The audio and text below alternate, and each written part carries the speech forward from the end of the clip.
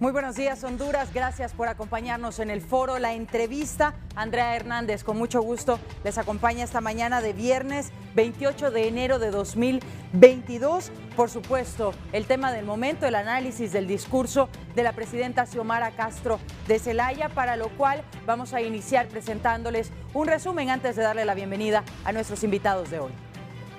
Gracias, pueblo hondureño.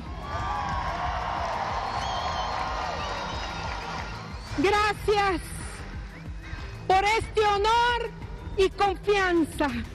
La presidenta de Honduras, Xiomara Castro, en su discurso de asunción a la presidencia, prometió instalar en el país una misión anticorrupción internacional y la realización de las consultas populares, así como energía gratis a pequeños consumidores y subsidios a los combustibles. Ilegales, con contratos del Poder Ejecutivo avalados ilegalmente por el Congreso Nacional, que violentan la soberanía popular como las sedes. Ordeno,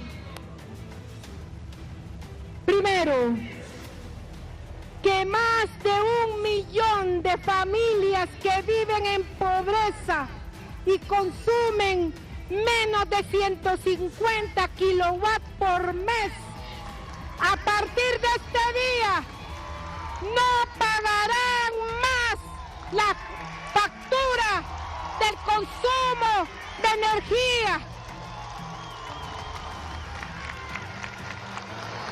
La luz será gratis en sus hogares. Un proyecto de ley al Congreso Nacional para crear subsidio para los combustibles y lograr una reducción de los precios actuales. En los 100 días siguientes tomaremos las medidas urgentes que prometí en mi campaña para la refundación de Honduras. Se debe garantizar la realización de la primera histórica y transparente consulta popular sobre reformas constitucionales. No más permisos de minas abiertas o explotación de nuestros minerales. No más concesiones en la explotación de nuestros ríos, cuencas hidrográficas, nuestros parques nacionales y bosques nublados. Además, se comprometió que ya no habrá más narcotráfico ni crimen organizado. No más escuadrones de la muerte. No más silencio ante los feminicidios. No más sicariato. No más narcotráfico ni crimen organizado.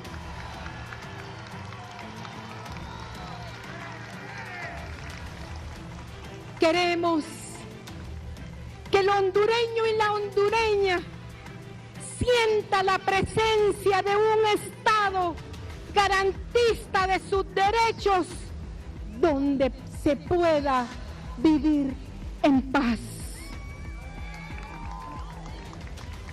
Nuestra policía será una policía preventiva, comunitaria, disciplinada y fraterna.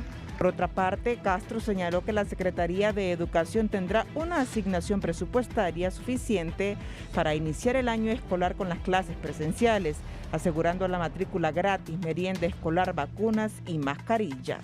Desde mañana iniciamos el diálogo con los maestros para el retorno de nuestros niños a clases de forma presencial. Añadió que derogará las leyes aprobadas en menos de 60 días en la llamada hemorragia legislativa, especialmente aquellas orientadas a saquear las arcas públicas con las que se ha sostenido un aparato político clientelar. Derogar las leyes aprobadas en menos de 60 días en la hemorragia legislativa, especialmente aquellas orientadas a saquear las arcas públicas para detener el aparato político clientelar. las leyes orientadas a la destrucción de la protección social y criminalización de las protestas, las leyes que promueven la corrupción y el saqueo de las riquezas públicas, fideicomisos, contratos y concesiones que lesionan la economía. Igualmente ungió la reforma inmediata al presupuesto general de la República, que transgrede las reformas constitucionales sobre el régimen económico y financiero y la hacienda pública. La reforma inmediata al presupuesto de la República, que transgrede las normas constitucionales sobre el régimen económico y financiero y la hacienda pública. Concluyó su discurso afirmando: ya no más violencia contra las mujeres. Voy con todas mis fuerzas para cerrar la brecha y generar las condiciones para que nuestras niñas puedan desarrollarse plenamente y vivir en un país libre de violencia. La instalación de la Comisión Nacional e Internacional para el combate frontal a la corrupción y la impunidad en Honduras, con el apoyo de la Organización de las Naciones Unidas, ONU, son tareas inmediatas de ejecución. Acto seguido juramentó en masa a todos los integrantes de su gabinete de gobierno. ¡Cuenten conmigo! ¡Hasta la victoria! ¡Siempre! Para 11 Noticias, Kimberly Espinosa. Bien, y este ha sido un corto resumen de el discurso de la presidenta Xiomara Castro de Zelaya durante su ceremonia de toma de posesión. Lo vamos a analizar esta mañana con el licenciado Julio Raudales, a quien le doy la bienvenida a este espacio. Hola, muy buenos días. Es un gusto estar con ustedes acá en Canal 11 para discutir sobre temas que son de vital importancia para el país y que tienen que ver mucho con lo que sucedió ayer. Así es. Le damos la bienvenida también al abogado Germán Leitzelar para analizar este discurso esta mañana. Andrea, gracias por la invitación. Es un placer compartir el espacio con Julio y pues sí, temas trascendentales y que la información para la población es importante para que hagamos un análisis propositivo de esta situación. Vamos a comenzar hablando del acompañamiento de la comunidad internacional y el respaldo de los diferentes presidentes, mandatarios, ministros que acompañaron a la presidenta durante esta toma de posesión. ¿Cómo lo percibe, licenciado Julio? Andrea, yo creo que si vamos a ser objetivos, hay que recibir esto con mucha alegría. Es la primera vez en mucho tiempo que no teníamos una toma de posesión tan presenciada por dignatarios de diversos países del mundo, ¿verdad? Hay que decirlo claramente, Honduras no es un país especialmente importante para el resto del mundo, ¿verdad? Nunca tenemos acá el acompañamiento de una gran cantidad de países. De hecho, nuestro cuerpo diplomático es relativamente pequeño. Si pensamos, por ejemplo, que en Costa Rica hay más de 80 embajadas, ¿verdad? Aquí apenas no llegamos ni a 15, ¿no? Entonces, considerando eso, creo que el acompañamiento fue fuerte. Por supuesto que la visita de la vicepresidenta de los Estados Unidos ayer es emblemática. Yo creo que fue Dan Quayle, el último vicepresidente en tiempos de George Bush, que vino a la toma de posesión del licenciado Calleja, hasta donde yo recuerdo, no recuerdo bien, pero no habíamos tenido la visita de ningún otro vicepresidente de los Estados Unidos. Siempre la delegación es pues de menos categoría. El haber tenido, bueno, aunque faltaron algunos presidentes de Centroamérica, que es también un poco inusual, ¿no? Que sí, siempre vienen los 5 presidentes de Centroamérica acá al país, y ayer no fue la ocasión, pero creo que el hecho de que estuviera presente el rey de España, que no había estado en las últimas tomas de posesión y que generalmente va a todas las tomas de posesión de Latinoamérica, y que haya estado pues precisamente también la vicepresidente Harris, le dio mucha relevancia al acto. Me llamó mucho la atención que la vicepresidente Harris, y este es un chascarrillo nada más, cortando, o sea, haciendo gala de la tradición que se da en Norteamérica y que no se da en estos países, entró después de la juramentación, de la toma de protesta. Eso no fue que se le fue que olvidó llegó tarde. o no fue que llegó tarde, ¿verdad? No, es que así es. Así son las formas allá en los Estados Unidos, ¿verdad? Los invitados especiales y los embajadores llegan hasta después de que el presidente toma protesta, para dar a entender que el acto de toma de protesta, que me llamó la atención también que la juez que le tomó la promesa a la presidenta no sabía que se puede decir toma de protesta, porque cuando el señor que anunciaba dijo se va a rendir protesta por parte de ella, lo corrigió, no es protesta, le dijo, es promesa. Entonces, cuando sabemos que son sinónimos, ¿no? Entonces, sí me llamó mucho la atención eso, pero en principio creo que en ese sentido esto es un renacer para el país. Es la entrada definitiva de Honduras a la comunidad internacional luego de 12 años, yo diría, de mutismo en buena medida, porque hay que reconocer que con el golpe de Estado se retiró muchísima gente del país. Don Pepe Lobo, que intentó en su gobierno insertar al país de nuevo en la comunidad internacional, no tuvo total éxito, aunque sí tuvo algunos, hay que reconocerle que sí tuvo algunas victorias en ese sentido, y definitivamente el guardabajo al que nos llevó las dos administraciones del señor Hernández alejaron muchísimo, por lo menos de manera informal, a la comunidad internacional del país. Teníamos ya prácticamente 6 años de no tener un embajador de los Estados Unidos, y ha habido, digamos, un cierto enfriamiento en las relaciones, sobre todo con el mundo desarrollado, que debido a los escándalos de narcotráfico y algunos otros problemas de violencia se han alejado en el país en los últimos 8 años, ¿no? Abogado Leitzelar, ¿qué opina del acompañamiento internacional?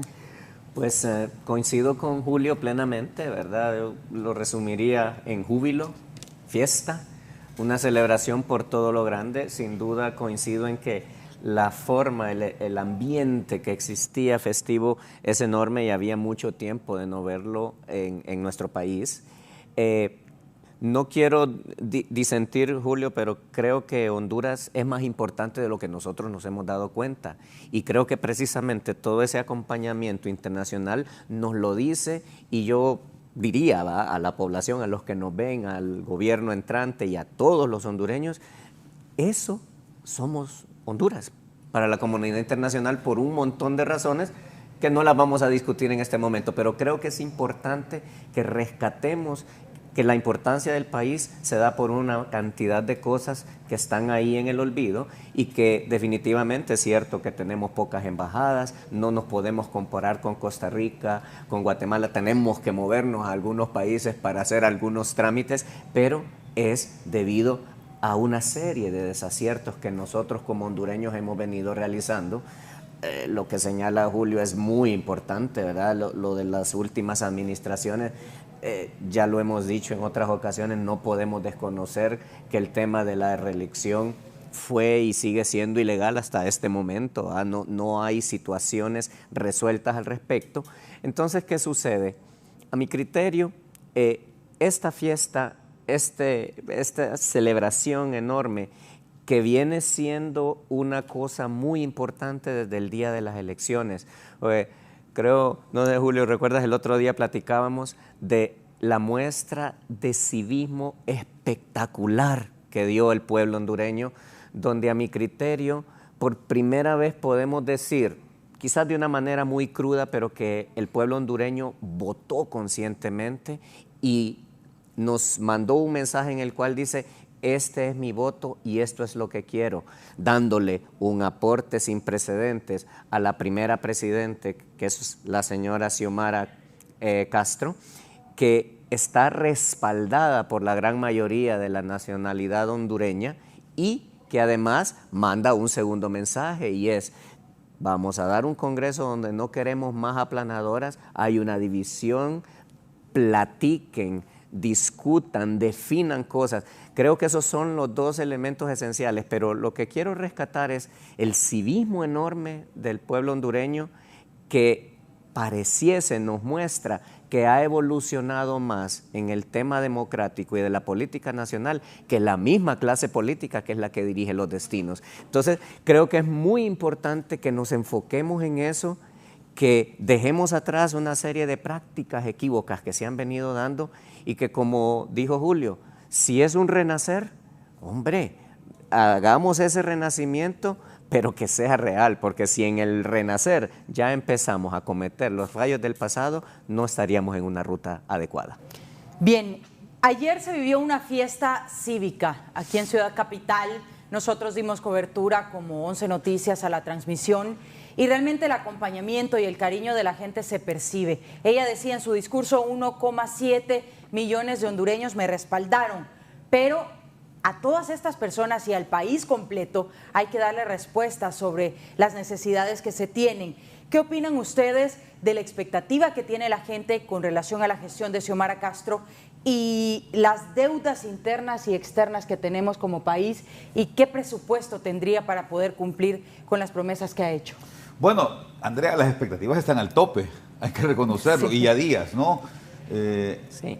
El asunto es que la Presidente, en su propuesta de gobierno, en lo que ellos llamaban plan de gobierno, hay que entender que un plan es muchísimo más que ese documento que se presentó, ¿no? Un plan requiere de algunos otros elementos, pero bueno, en su propuesta de gobierno, digamos, se hizo un montón de promesas que de alguna manera pues llenan al pueblo de esperanzas, ¿no? Sobre todo en algunos temas que me parece que son clave y que no se notan tanto, fíjate. Por ejemplo, pareciera mentira, pero la gente más que energía barata, que sí la necesitamos, más que alimentos, que hambre cero, ¿verdad? Más que digamos, accesos adecuados, educación y salud. Todo eso que estoy diciendo lo necesitamos y está explícito ahí en el plan o en el documento. Yo creo que la gente lo que quiere es certidumbres, ¿no? La gente se va para los Estados Unidos no porque en Estados Unidos te perdonen el no pagar impuestos, ¿verdad? En Estados Unidos a nadie le perdonan el pago de impuestos, allá todo el mundo tiene que cumplir con eso. En Estados Unidos no te perdonan si te pasas un semáforo en rojo. Si le tocas o le decís una cosa fea a una muchacha en la calle, vas preso. Es decir, es un país donde las reglas se cumplen, ¿no? En general. Y la gente, aún así, sabiendo que lo pueden castigar si se pasa el semáforo en rojo, si le dice algo feo o toca a una mujer, o si no paga los impuestos, aún así se quiere ir. ¿Será por la calidad de vida? Yo creo que es más por el hecho de que es un país que te da certezas, en donde está claro lo que tenés que hacer si querés lograr algo en tu vida, ¿verdad? En donde está claro en que lo que necesitas para triunfar en la vida es muchos deseos de trabajar, una disciplina clara y bueno, desarrollar tus habilidades, saber qué habilidades tenés, pues porque no voy a querer irme yo a España o a los Estados Unidos o a Alemania a querer jugar como Messi. Yo sé que no lo voy a lograr nunca, ¿verdad? Pero si yo sé que tengo facilidad de expresión, que puedo escribir bien, que puedo enseñar economía, digamos, de forma relativamente buena, y trabajo con denuedo, con disciplina, algún éxito puedo tener en Alemania o en España o en Estados Unidos, ¿no? Entonces, a ver, cuando uno vive en un lugar en donde tiene las certezas, uno quiere vivir en ese lugar. Cuando uno vive en un lugar en donde no sabe lo que le puede pasar mañana porque saliendo de la calle lo van a matar, o porque si quiere poner una pulpería, 2 días después va a tener a los empleados de la alcaldía pidiéndole mordida, bueno, para dejarlo vender, etcétera, etcétera. Entonces, cuando uno vive en un lugar así, uno no quiere vivir ahí, uno quiere irse, ¿verdad? Entonces, ojalá que este paso que se dio ayer nos pueda poco a poco ir teniendo esas certezas, porque otro elemento importante, y yo quiero dejarlo bien claro, y ya van como 3 veces que lo digo el día de hoy en distintos medios, ojalá que entendamos que esto no cambia hoy y que no va a cambiar en 100 días tampoco, ¿no? Que entendamos que estos cambios se dan paulatinamente, sabiendo utilizar lo que los economistas, Joseph Stiglitz específicamente en su libro de la globalización, el disgusto de la globalización, llama ritmos, ¿verdad?, y secuencias.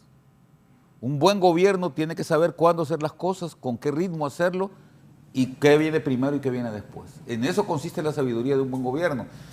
Y ojalá que las autoridades, eso lo vamos a ver, sí, eso sí lo podemos enseñar en 100 días. El 6 de mayo, que se cumplen 100 días de este gobierno, vamos a saber si este gobierno está haciendo las cosas con los ritmos y las secuencias adecuadas, ¿no? Pero no esperemos más, no esperemos que ya mañana todo va a estar bien en el país, ¿no? Abogado Leitzelar, su opinión sobre el tema, la expectativa tan grande que se tiene y la realidad en cuanto a nuestra economía. Sí, miren, efectivamente coincido con esto y complementando la situación que tenemos, es que tenemos una sociedad en general que le gusta la inmediatez. La gente ya no quiere darse cuenta que las cosas tienen un proceso. No sé si usted se fija, ahora hasta las niñas parecen mujeres desde los 11 años, ¿verdad? No sé qué pasa, hay como un desorden hormonal y creo que es toda esa influencia excesiva de todo, de vivir la vida de una manera acelerada en todas las áreas. Y es lo mismo en esto, definitivamente 100 días no son suficientes, aunque posiblemente sean lo suficientes para ver las acciones básicas y ver qué rutas vamos a tomar. Pero el tema es que hay un montón de retos y una cantidad de condiciones, y entrando a lo que es el análisis del discurso, yo quisiera señalar algo bien particular. Imagínense, por ejemplo, que ella inicia hablando de la recepción de un país quebrado, por otro lado va a regalar energía. Eso es incongruente realmente. Entonces creo que tenemos que tener cuidado por las expectativas que se le generan a la gente, porque la gente tiene expectativas definitivamente que son enormes, y hay una serie de situaciones que pasan por una mejora de la economía, por una mejora de la posibilidad de puestos, por una mejora de la educación, y yo pensaría que los ejes fundamentales son la economía y la educación, pero tengo que generar una economía que me genere empleo, tengo que generar empleo que tenga la capacidad de darle empleo a los que están desempleados y que además tenga la capacidad de autogenerarse para empezar a recibir a todas las personas que vienen saliendo de universidades, que se suman a un mercado cada vez más reducido. Tenemos que luchar contra problemas de la economía mundial, global. Tenemos que luchar contra los efectos que van a comenzar a pegar de manera real en este año de la pandemia a nivel mundial. O sea, son tantas cosas que hay que poner en la mesa que yo creo que no es que no debamos tener esperanza, no es que no debamos generar expectativas en la gente, no es que todos estos ejes que están mencionados en un discurso, que no es el gobierno, es un discurso de toma de posesión donde simplemente estoy dando una serie de lineamientos, no creo que tengamos que decir, ¡qué terrible lo que dijo! O sea, no, o sea, hay una serie de cosas que se tienen que decir por una serie de situaciones, y creo que lo que hay que poner es el punto que mencionó esto: ¿qué política vamos a desarrollar al respecto? ¿Cómo me va a acompañar el Congreso en estas reformas que necesito manejar? Y entonces viene el tema de los defectos del pasado. Tenemos una situación en el Congreso que todavía no se ha resuelto y que puede incidir muy negativamente en todas estas expectativas y en todas las soluciones que tiene el gobierno. Entonces, ¿qué quiero decir? Yo pienso que más que el análisis del discurso, que dice muchas cosas, es empezar a valorar cada acción que se tome para enfrentar cada uno de los puntos, y sobre todo que empecemos, reitero, a actuar con una conducta distinta, porque insisto en el tema del civismo del pueblo hondureño. El pueblo en su voto está diciendo, señores, ya no queremos más de lo mismo.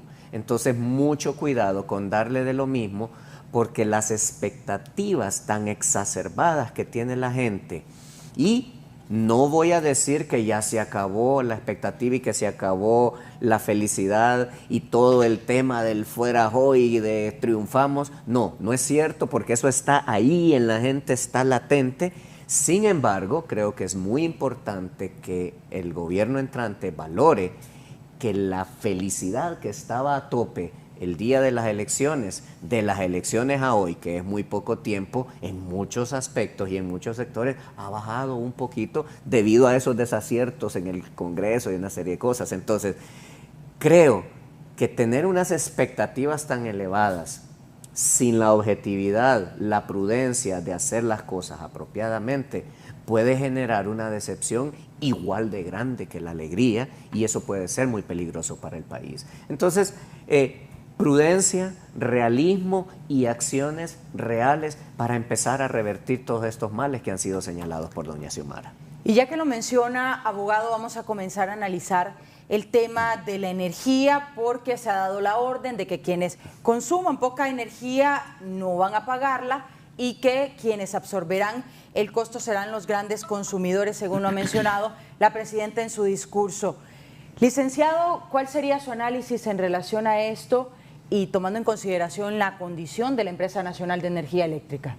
Bueno, ese es un tema complejo. El tema de energía en el país Sí, ha sido complejo desde los años 90. Yo estaba pequeño, Germán seguramente todavía estaba con los dientes con la leche en los dientes, ¿no? Cuando se construyó la represa hidroeléctrica del Cajón. Y recuerdo un anuncio, Andrea no había nacido todavía. Recuerdo un anuncio en los años 80 que decía: hondureño, puedes consumir toda la energía que quieras, no te preocupes, deja encendida la luz de tu casa toda la noche si quieres, porque tenemos energía para regalar, ¿verdad? Y en efecto, así era, porque la empresa se proyectaba que iba a tener más o menos un aforo de unos, o que iba a poder generar unos entre 400 y 500 megavatios, y la demanda de energía en Honduras en ese momento no llegaba ni siquiera a 200 megavatios, entonces teníamos de sobra, ¿no? Eso cambió radicalmente después, ya con la apertura del país, con el ingreso de la maquila y todas estas cosas, pues la demanda de energía fue creciendo, y en la medida en que esta demanda sobrepasó a la oferta de la represa hidroeléctrica del Cajón, se tuvo que recurrir rápidamente a la generación privada o a que la empresa comprara a proveedores privados, y ese fue, digamos, el punto de quiebra de la empresa. Eso sucedió a comienzos de los años 90, se tuvo que redactar una nueva ley que se llamaba la Ley del Subsector Eléctrico, y luego vinieron los negocios mal habidos, ¿verdad? O sea, a ver, y quiero hacer un paréntesis en esto. La empresa siempre fue muy mal manejada. Fue manejada con criterio clientelar. Sí. Ahí había un sindicato que era quizás uno de los 2 o 3 sindicatos más fuertes del país, que tenían todos sus empleados una gran cantidad de prebendas que generaban un costo bien alto ya a la energía. Pero más allá de eso, también hay que aceptar que los gobiernos de turno, tanto los gobiernos militares como los gobiernos civiles, ya cuando entraron el doctor Celso Córdoba y los demás, empezaron a enviar a la empresa de energía eléctrica un montón de clientes políticos, ¿no? Y a pagar con empleos de este tipo. Y eso siempre hizo que el costo de la energía en el país no fuera el adecuado y que la empresa no funcionara como debía funcionar. O sea, no hablemos de que en algún momento la empresa tuvo un excelente desempeño, porque no es así. Siempre fue problemática la empresa de energía eléctrica, como todo el sector público en Honduras. Pero ¿qué sucedió? Luego, como repito, cuando se da este tema del cambio, de la reversión entre la oferta y la demanda de energía, se empiezan a generar los problemas ya con más corrupción, porque entonces los proveedores privados empezaban a negociar este tipo de contratos que se fueron dando poco a poco en el país y que nos tienen en este momento en el problema en el que vivimos actualmente. Han habido 2 momentos en el país en que creo que se trató de trabajar en serio en el tema. El primero fue entre 1997 y 1999, un proyecto grande que creo que era con fondos del Banco Mundial, con fondos nacionales, y creo que también estaba el BID ahí. Fue un proyecto que trató de modernizar el tema de la red de suministro de energía y el tema de la generación. Se llamaba el famoso proyecto 7 Ciudades, no sé si alguna vez lo escucharon mencionar ustedes, estoy seguro que los televidentes sí.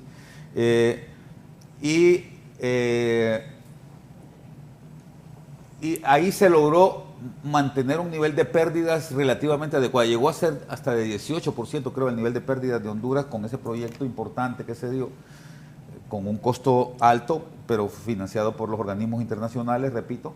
Y luego el segundo fue en el año 2008, después de una serie de intentos fallidos que hizo el gobierno del presidente Zelaya. Por fin, cuando nombraron directora a la abogada Rixi Moncada, con relativamente poco dinero, creo que fueron unos 70 millones de dólares, se logró bajar a través de innovación tecnológica, de la compra, digamos, de medidores digitales y cosas de ese tipo, se logró bajar también las pérdidas de la energía a un nivel no tan bajo como el de 1997, pero sí, digamos, a un nivel sostenible, digamos. O sea, por lo menos se notaba que la cosa iba más o menos caminando, cuando en eso vino el golpe y el asunto se revirtió. Hay que reconocer eso, y luego de ahí para acá la cosa ha venido de mal en peor, ¿no? Los gobiernos nacionalistas, tanto de don Porfirio Lobo y de Juan Orlando Hernández, han sido un fracaso total en esto. Tenemos el nivel de pérdidas más grande de la historia.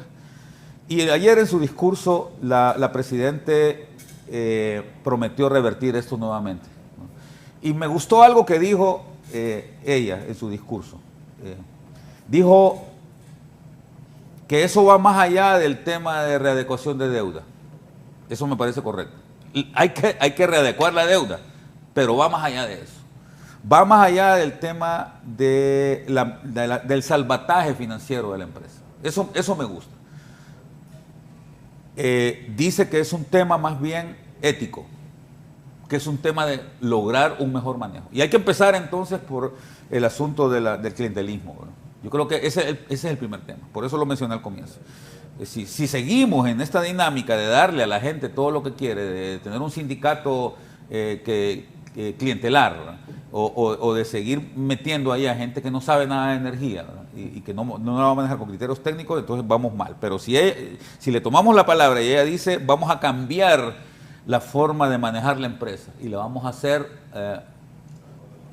empresa, para decirlo en esa palabra, yo creo que las cosas pueden ir bien. Me preocupa, sí, lo que decía Germán. Ahí hay una primera contradicción, porque si vas a regalar la energía, hay que recordar que lo regalado siempre nos lleva, es la naturaleza humana, siempre nos lleva el despilfarro. Cuando a alguien no le cuestan las cosas, las despilfarra, ¿verdad? Eso se lo enseñamos nosotros a nuestros hijos, ¿verdad?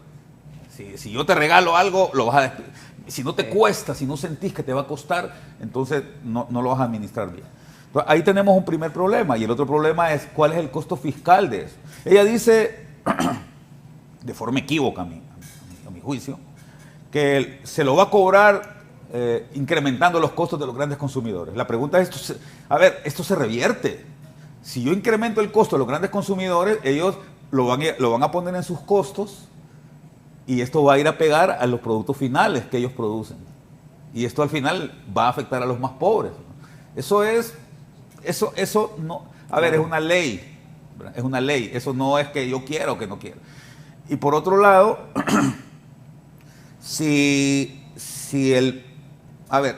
aquí el tema, señora Presidente, el juego es incrementar el tamaño del pastel, no reducirlo. Tenemos un pastel, esa es la economía de Honduras. Claro. Si nosotros no incrementamos el tamaño del pastel, no vamos a tener de dónde repartir.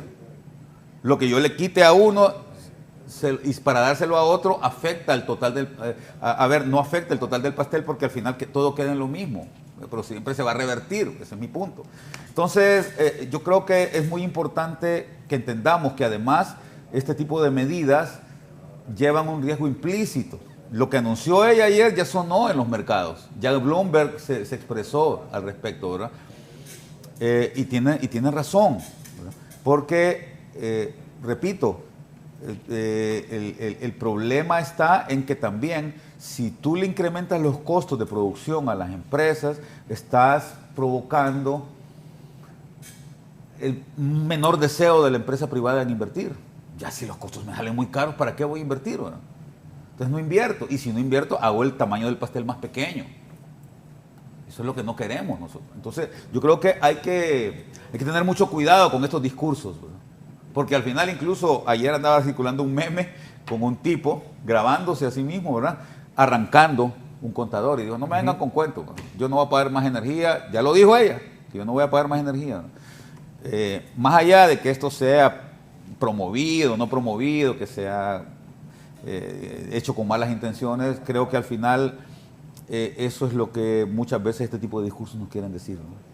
Y sin duda el recibimiento de la gente al momento en que ella menciona que hasta cierto punto en cuanto a consumo, si la gente consume poco, no pagará por el servicio de energía eléctrica, se convirtió en una fiesta el Estadio Nacional y sin duda eso es la respuesta también de la gente que está desempleada, los índices de pobreza que tenemos y es comprensible también el tema de que la gente lo tome a bien, pero ¿qué va a pasar entonces con la estatal eléctrica, abogado? Sí, bueno, tomando el ejemplo del pastel que menciona Julio, que es una expresión que he utilizado yo, efectivamente, el pastel nuestro no crece y cada vez se reparte en más cantidad de personas.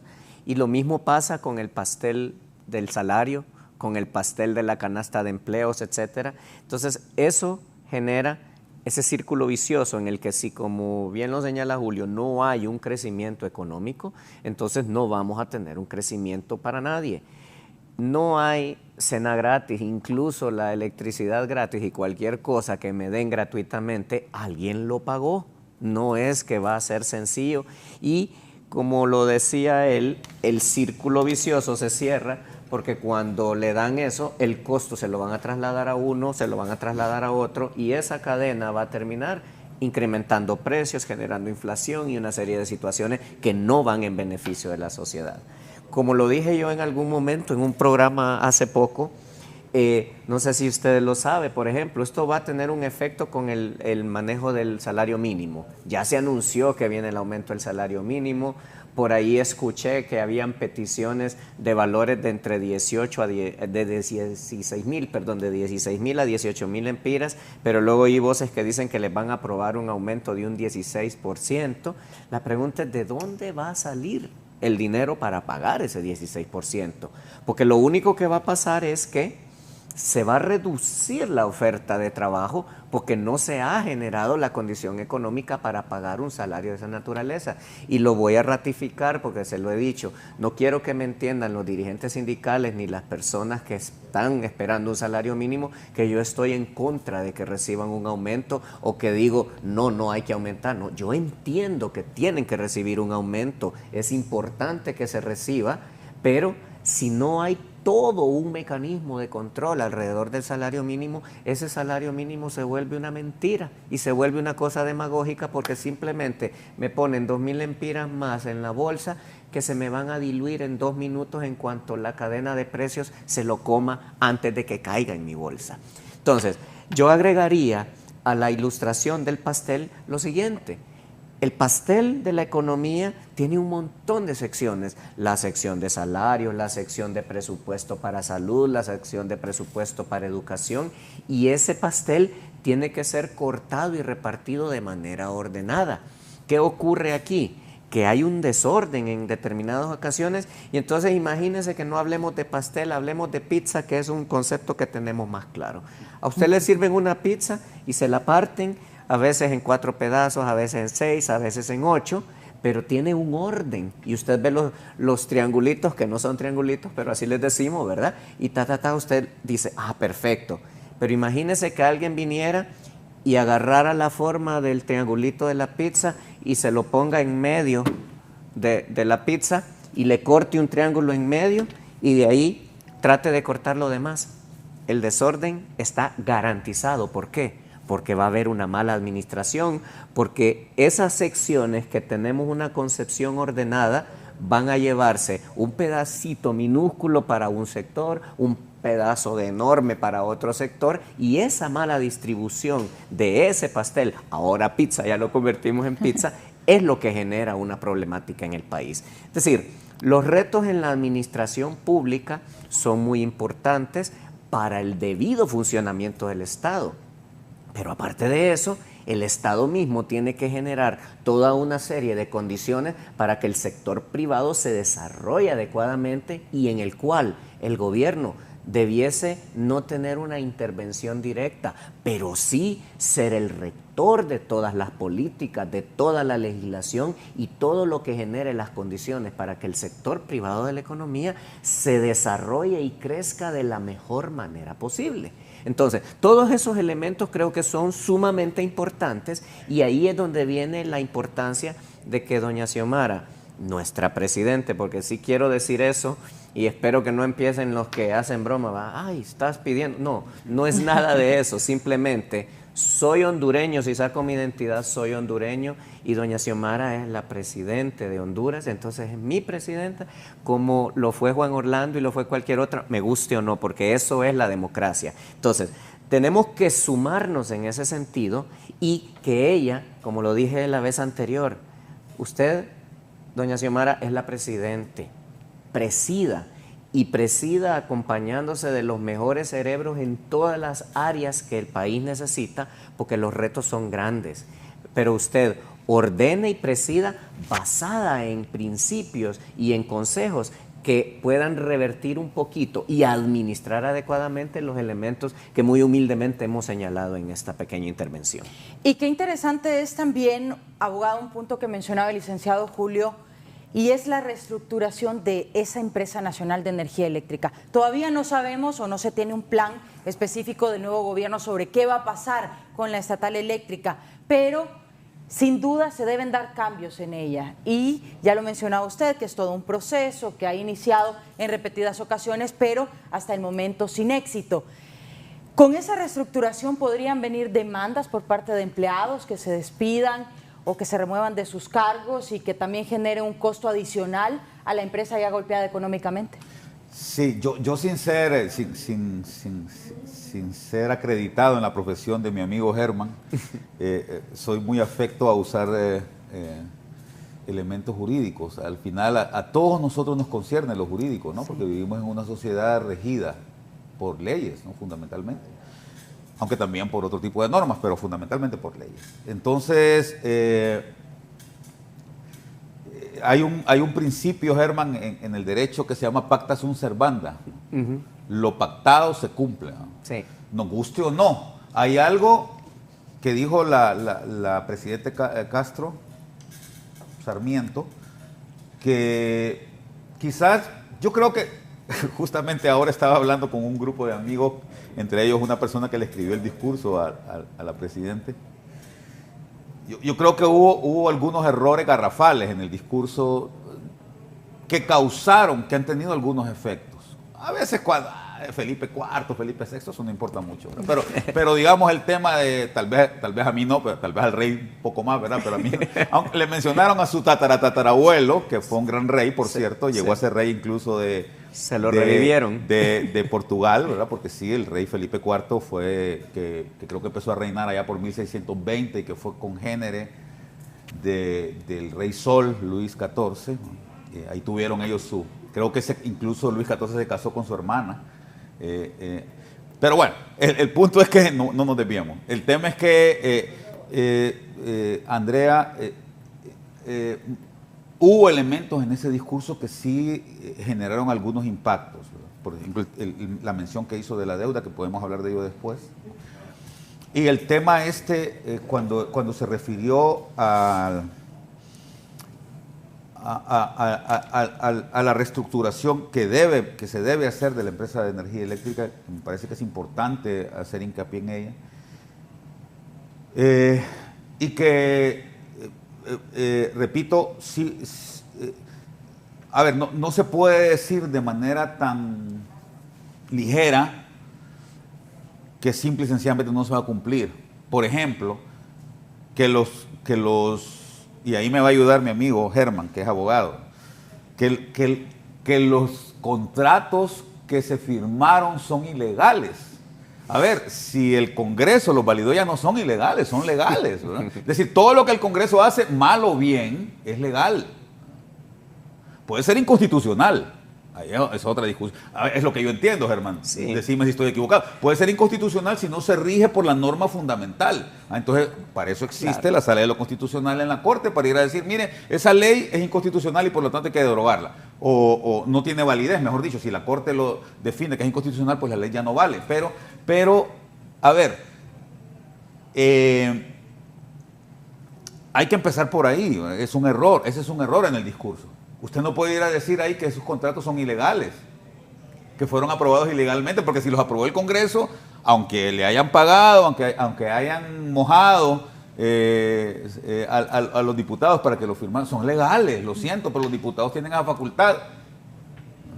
Lo que sí puede hacer ella, y yo creo en eso, lo que sí se puede hacer, mejor dicho, porque no es ella la que lo tiene que hacer, pero lo que sí se puede hacer, y ella puede empujar para que se haga, es que los contratos sean analizados por las dos partes de nuevo.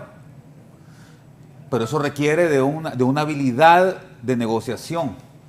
Eso requiere de que haya un negociador muy hábil, muy convincente, que siente a los señores beneficiarios del contrato con los contratistas, perdón, a los contratistas con los contratantes, ¿no?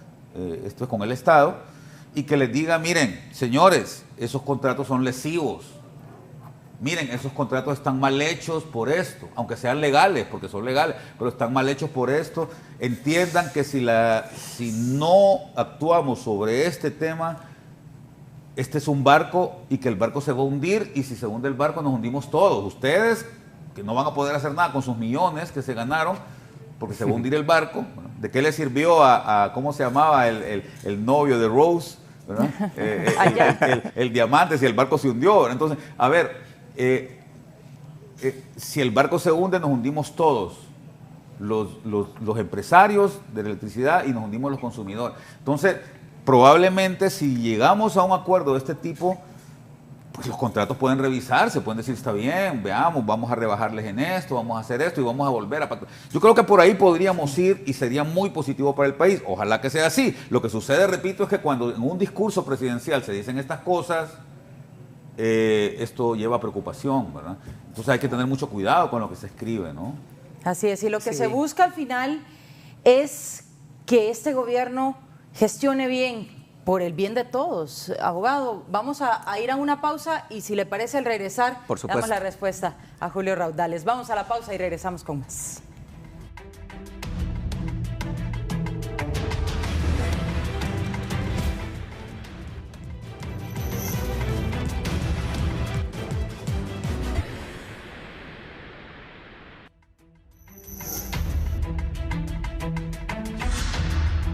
De este foro, la entrevista con el análisis del discurso de la presidenta Xiomara Castro.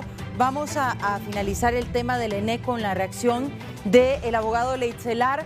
Abogado, su percepción legal sobre el futuro de esta institución y lo que hablábamos de las posibles demandas. Sí, bien, definitivamente un reto enorme, y para dar respuesta a lo que decía Julio y lo que comentábamos tras cámaras, miren, te mando una frase más, ¿verdad? Dura lex, sed lex, ¿verdad? La ley es dura, pero es la ley, que esa es la parte que creo que en Honduras no ha funcionado. La ley ha sido muy blanda en un montón de áreas por un montón de razones, y eso no es propositivo. Lo siguiente que quiero complementar es lo que estábamos diciendo de lo que interpretan las personas, porque hay una frase que dice que yo soy responsable de lo que digo, pero no de lo que usted me entienda de lo que dije. El problema es que si yo digo algo en esta plática que estamos teniendo el día de hoy, posiblemente es intrascendente, pero si lo dice la presidenta, lo que entienda cada una de las personas y cómo se manipulen las palabras de ella, tiene una trascendencia fundamental en el país. Y efectivamente, los contratos, el tema de la legalidad y la ilegalidad, por el mero hecho de que hayan sido aprobados por el Congreso, no necesariamente los reviste de toda la legalidad necesaria. Posiblemente simplemente es una aprobación de un contrato que tiene una serie de condiciones que sean lesivas, que podrían en algunos casos ser ilegales y en otros casos simplemente ser lo que llamamos comúnmente los contratos leoninos, en donde las condiciones son totalmente desbalanceadas en relación a las prestaciones y contraprestaciones que tienen las partes. Y efectivamente, lo que se debe hacer es una revisión de los contratos. Ahora, ¿qué es lo que sucede? Si el contrato quedó estructurado de manera equivocada, tiene condiciones que son lesivas para mí, si ese es un contrato entre particulares, no hay ningún problema, porque si yo, por mi incapacidad o porque no me dejé asesorar, firmé un mal contrato que como persona privada me afecta, pues yo soy el que me pegué la puñalada yo solo. Pero cuando estoy firmando contratos donde voy a erogar fondos públicos, y fondos públicos, para decirlo de manera simple, son fondos de todos nosotros, suyos, Andrea, de Julio, de este servidor y de todos los televidentes, porque son nuestros impuestos pagando contratos que deben ser concebidos y firmados para dar un servicio que beneficie a la población y administrado de la mejor manera posible. Pero ¿cuál ha sido la conducta generalizada, no de este ni del anterior ni de los, sino que de casi todas las administraciones? Es, perfecto, aquí hay dinero, dele viento. No se trata de eso. Y si encima le metemos el factor corrupción, el factor contraté a mi amigo y aquí vamos a ir con la ayudadita por aquí, y si le meto una cuestión, entonces, ¿qué pasa? La juridicidad, señores, tiene elementos fundamentales que tienen derivación de una cuestión que se llama ciencias jurídicas, porque contrario a lo que la gente piense, la ciencia jurídica es eso, una ciencia. Y las ciencias, amigos, son exactas. Pero aquí le hemos metido la idea a la gente de que todo lo que tiene que ver con juridicidad es el arte de interpretar de la mejor manera posible lo que a mí me conviene, lo cual no es cierto. Estamos claros que en todas las cosas de la vida cabe un análisis, cabe una interpretación, pero al final el espíritu y la línea central de toda legislación está ahí vigente. Lo que pasa es que la acomodamos. No voy a entrar en el revoltijo del Congreso, pero solo miren lo que ha pasado ahí, que si interpreto que si era Tegucigalpa, que si era Zambrano, que si era lo esto. No, lean la Constitución y la respuesta está ahí, y si definimos las cosas para el bien de lo que la Constitución está regulando ahí, no vamos a tener ningún problema. Pero cuando llego antojadizamente a querer imponer un criterio, porque voy a utilizar nuevamente la frase que hemos estado manejando, y es que Honduras funciona lamentablemente por la ley de la fuerza y no la fuerza de la ley. Entonces, si yo tengo la capacidad o el poder de imponer algo, no me importa la ley, y ahí es donde empieza el problema de la juridicidad y la legalidad de las cosas. Bueno, al final se tendrán que revisar los contratos entonces, ¿están de acuerdo los dos?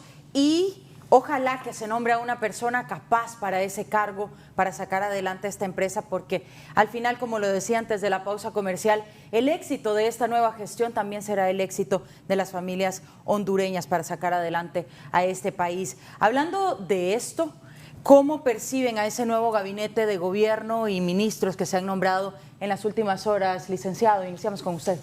Bueno, siempre este tema de los gabinetes genera muchas expectativas. Yo como pasé ya por ahí, trato de medrar estas expectativas. Porque en principio, yo creo que en Honduras tenemos una costumbre inveterada que es muy negativa, que ha sido muy dañina en la historia de la administración pública en el país. Y es que al final, fíjate que es bien interesante, a mí yo tengo una muy buena amiga abogada y paso hablando mucho con ella de esos temas. A mí me encanta leer la Constitución de la República, leerla y la releo. Yo, por supuesto que no soy especialista en el tema, pero me encanta leerla y la he leído unas 500 veces, y el espíritu, lo que yo entiendo que la Constitución quiere decir cuando habla del Poder Ejecutivo, es que el presidente debe actuar en Consejo de Ministros, en Consejo de Secretarios de Estado, para ser más puntual. Lo que significa es que los ministros, en teoría, en rigor, deben tener una capacidad muy fuerte para poder decirle al presidente qué hacer. Y en la práctica es totalmente lo contrario. Yo lo que veo es que los ministros solo agachan la cabeza ante lo que el presidente se le antoja decir. Y lo digo para todos los gobiernos porque he estado en muchos gobiernos presentes, aunque solo en uno fui secretario de Estado, pero me tocó estar muy cerca de ministros o de secretarios de Estado, muy influyentes en teoría de los presidentes durante un buen tiempo. Estuve muy cerca o sea, relativamente cerca del ministro Gustavo Alfaro en tiempos de Flores Facusé, estuve bien cerca del ministro Luis Cosenza en tiempo de Maduro y estuve bastante cerca del ministro Gianni Rosenthal y del mismo presidente Zelaya. Ahí fue mi primera experiencia ya muy de cerca con un presidente, con el presidente Zelaya en su gobierno y obviamente cuando fui ministro en tiempos de Lobo. Pero lo que quiero decir al contar estas anécdotas es que yo lo que veía era, o lo que experimenté es que el presidente se impone siempre. Usted como ministro le puede decir, mire, esto es, al final el que hace la política forestal en el país no es el ministro del Ambiente. El que hace la política educativa en el país no es el ministro de Educación. El ministro de Educación, y lo digo con mucho respeto, por favor mis colegas no se me ofendan, pero el ministro lo que es un simple peón, un operador de lo que el presidente quiere hacer.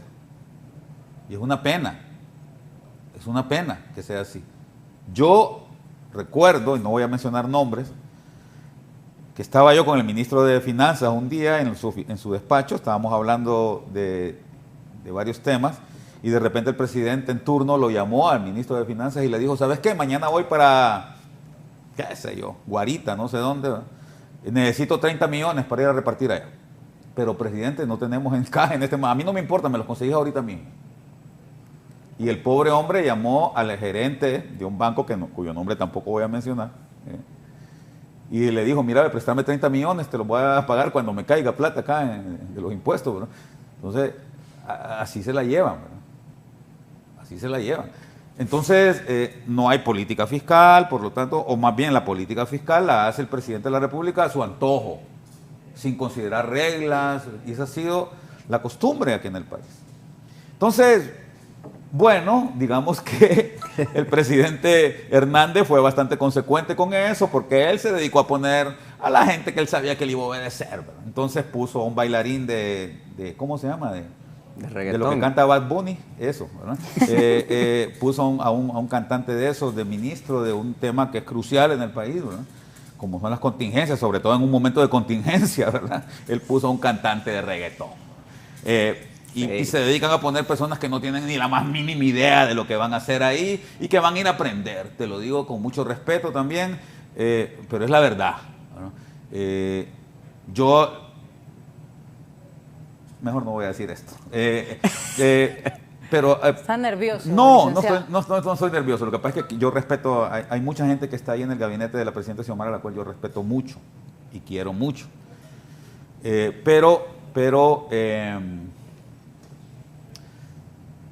Yo creo que sobre todo, escuchando el discurso ayer de la presidenta, en donde nos pintó un panorama que aparentemente ya lo tiene bastante claro, de la situación del país, uno se pregunta, o sea, a ver, lo lógico debería ser, voy a elegir a la mejor gente. Los mejores hombres, es que es lo que y las mejores mujeres, para no caer, sí. Vamos a elegir a las mejores personas para que tengan experiencia, que sepan exactamente lo que van a ir a hacer, porque aquí no se trata de ir a aprender. Puede haber gente muy inteligente, de hecho yo creo que hay gente muy inteligente en ese gabinete. Claro. Por lo menos los que yo conozco que están ahí son muy inteligentes. Pero usted puede ser muy inteligente, ¿verdad? Pero yo estoy seguro que yo no podía decirle a Albert Einstein que me hiciera una operación de corazón abierto.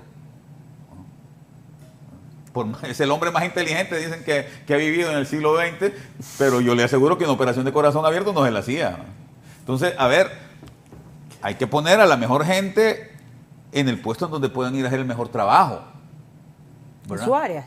Entonces ahí es donde yo siento que podría haber un problema. Ojalá que me equivoque, ¿verdad?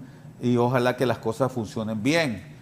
Al final es lo que uno tiene que decir cuando uno ve estas cosas, ¿verdad? Pero esperemos que las cosas marchen bien en el nuevo gobierno, con ese gabinete, con ese equipo de trabajo. Yo sé que son gente comprometida, eso sí no me cabe la menor duda. Son gente comprometida que quiere hacer bien las cosas.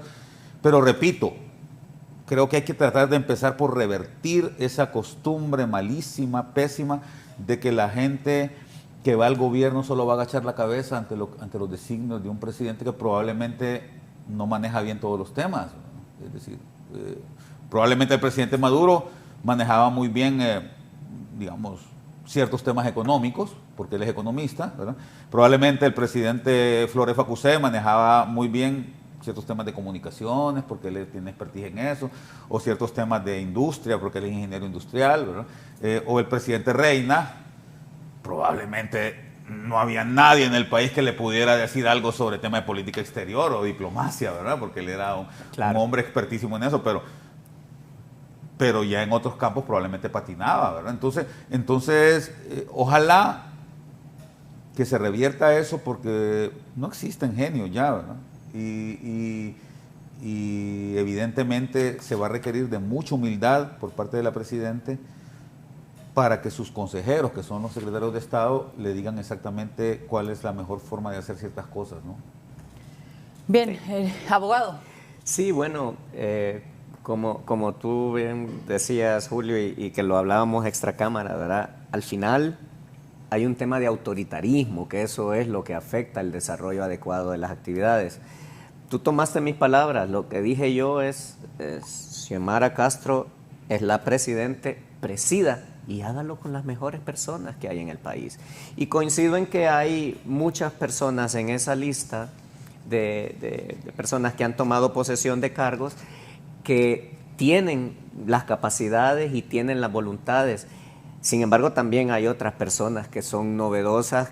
Hay varias personas a las que yo no conozco en realidad, y debo decir algo, y estoy haciendo eco de lo que comentaron muchas personas. Se ve el fantasma del nepotismo, ¿verdad?, en la lista, que lamentablemente creo que a nivel de gobiernos posiblemente sean muy pocos los que puedan decir, a mí no me digan eso, porque todos han actuado de la misma manera, pero creo que llegó el momento en que no siga ningún gobierno escudándose en hacer lo que otros han hecho siempre, porque hay que darle un final a determinadas conductas que son inadecuadas para el tema de gobernar.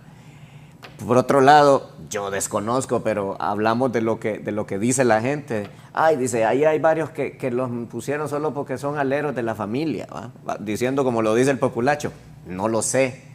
Al final, creo que mi deseo es que este gabinete de gobierno que ha sido anunciado tenga las capacidades que se requieren, que tenga además los conocimientos, que como dice Julio, el que tiene experiencia, que sean escuchados por el presidente, ¿va? Porque yo creo que el presidente tiene que presidir, y si tiene una visión de estadista y una dirección que le quiere dar al país, definitivamente que los ministros lo tienen que escuchar, pero él tiene que escuchar a los ministros también. No puede ser que solo los ministros lo escuchen a él. Entonces, es un tema de generar una estructura de mando en la cual mando, pero porque estoy escuchando al experto de la materia.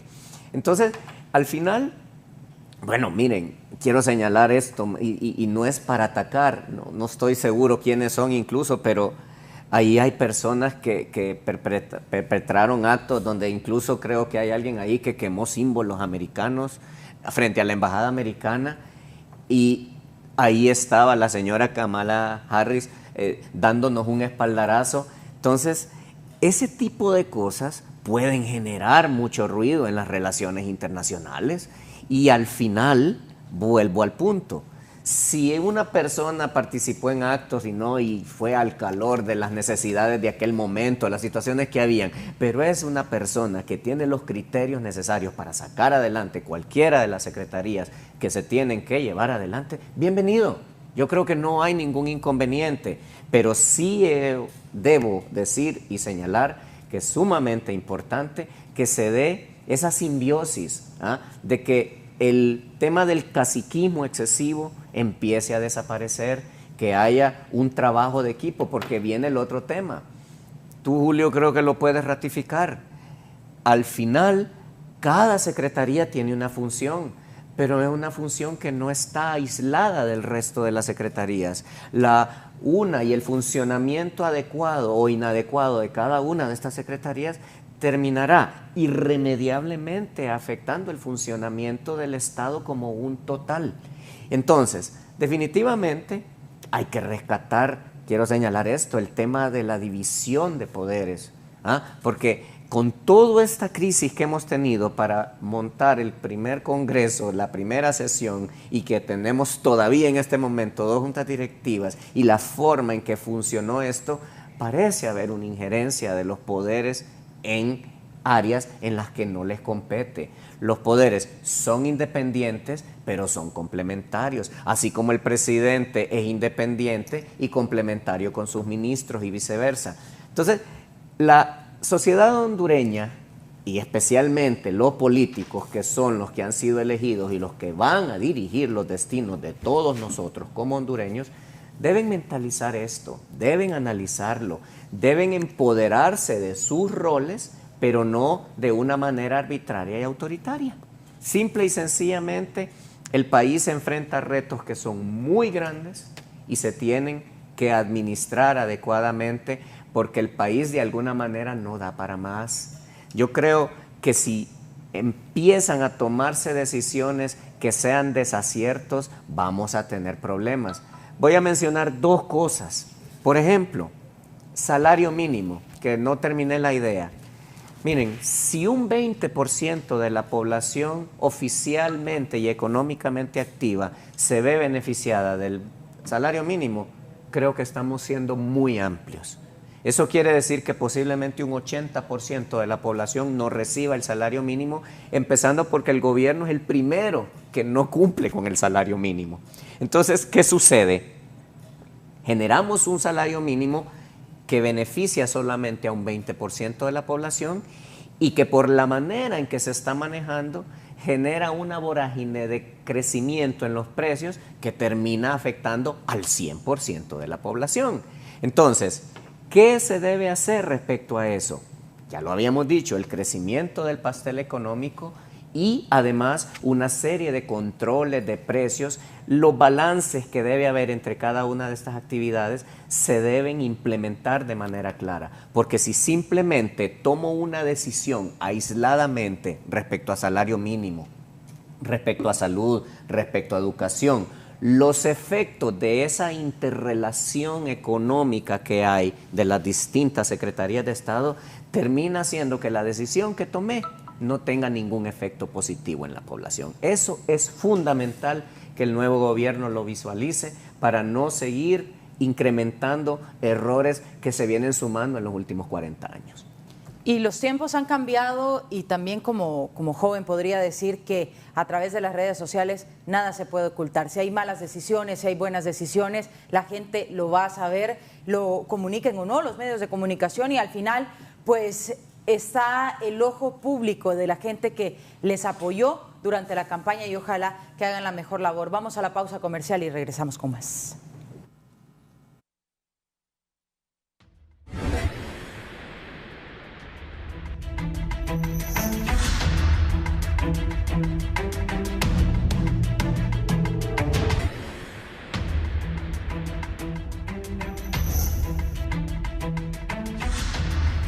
Bien, estamos ya en etapa de conclusiones de este interesante foro La Entrevista. Vamos a darle la palabra para dejar un mensaje final, licenciado Julio Raudales. Muchas gracias, Andrea, por la invitación.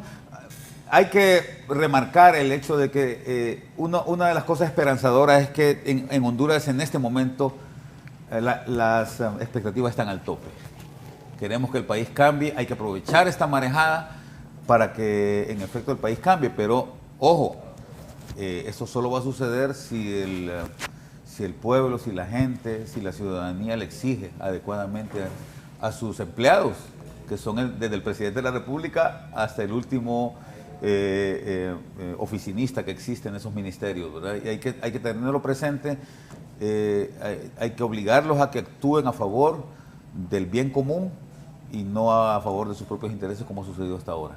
Importante mensaje. Abogado, su mensaje final para la gente que nos ve.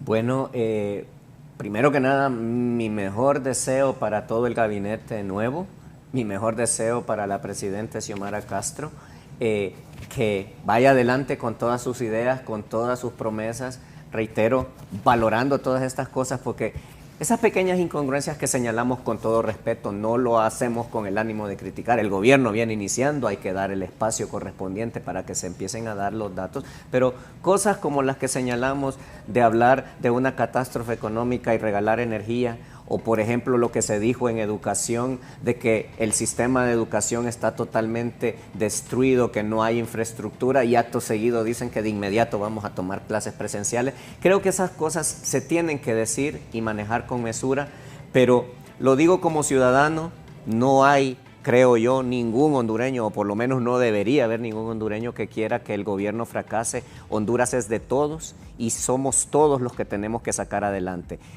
Invito a todo mundo a que no perdamos ese fervor y todas esas expectativas, pero entendiendo que todos y cada uno de los hondureños, los que votamos, los que tienen un trabajo, los que no lo tienen, y toda la ciudadanía hondureña tiene que jugar un rol importante haciendo el trabajo que esté desempeñando en el lugar donde esté de la mejor manera posible para sacar adelante a nuestro país. Así es, y al final, pues lo decíamos antes de la pausa comercial, el éxito de este gobierno será el éxito de toda la gente que ha respaldado y de todos los hondureños al final, porque no todos están en edad de decidir, pero sin duda son decisiones importantes que se tendrán que tomar en el campo económico, en el tema de salud. Ellos hablaban de 4 ejes fundamentales, en este caso salud, educación, seguridad y trabajo. Creemos que es importante destacar esas áreas y que ojalá cada uno de los que forman parte de este nuevo gobierno pues hagan su mejor esfuerzo. ¿Qué mensaje le dejaría a la presidenta, licenciado? Que haga cumplir, que respete lo que juró ayer. Justamente estoy escribiendo una columna sobre ese tema, ¿verdad? Dijo, creo que la palabra exacta es, ya se me olvidó, pero la palabra exacta es respetar la República. Y eso es importante, ¿no? Entender qué es la República. Aristóteles decía, la República es el gobierno, ¿verdad?, de 3 poderes del Estado, que si bien es cierto, como decía Germán, son independientes, deben ser complementarios y no debe haber injerencia de uno en otro. Entonces creo que con eso es suficiente, ahí vamos bien ya. Así es. Abogado, un corto mensaje final para la presidenta. Bueno, sí, efectivamente, tenemos un gobierno, tenemos toda la energía de una renovación, hemos roto un hito histórico, tenemos a una mujer en la presidencia de la República, cosa que posiblemente nadie se esperaba, y yo creo que es importante rescatar eso. Las mujeres y los hombres, si bien no somos iguales, debemos tener equidad, aunque tenemos visiones distintas de las cosas, y creo que el hecho de que ahora la visión del país, de la República, del Estado, esté en manos de una mujer, puede darnos una dirección distinta. Le deseamos lo mejor a la presidenta Xiomara Castro, y yo, como ciudadano y como lo dije antes, estoy a las órdenes de mi país para hacer ese trabajo donde me toque hacerlo. Y los mejores deseos tanto para el gabinete como para usted, señora presidenta. Muchas gracias. Ser fiel a la República, esa es la palabra exacta del juramento. Que le sea fiel a la República. Bueno, ese fue su juramento. Sí. Muchas gracias por habernos acompañado, por su tiempo esta mañana, y gracias a ustedes también por haberse conectado con nosotros a través de nuestras diferentes plataformas, Radiovisión Honduras, Canal 11.hn, y a todos los amigos hondureños también que nos sintonizan en el extranjero. Nos despedimos, con permiso, feliz día.